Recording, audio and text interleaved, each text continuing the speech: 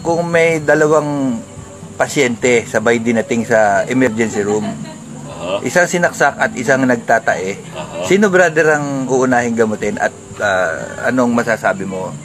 Okay, napakaganda tanong yan. Ito, sa pahina 24, ang isinasaad, basa-basa, ay halimbawang nagkataon at nangyari na ang isang nagtatae at isang nasaksak ay parehong idinating sa emergency room. Ang uunahin ng doktor siyempre ay ang nagtatae. Bakit naman brother? Dahil itong nasaksak, pwede siyang salinan ng dugo anytime.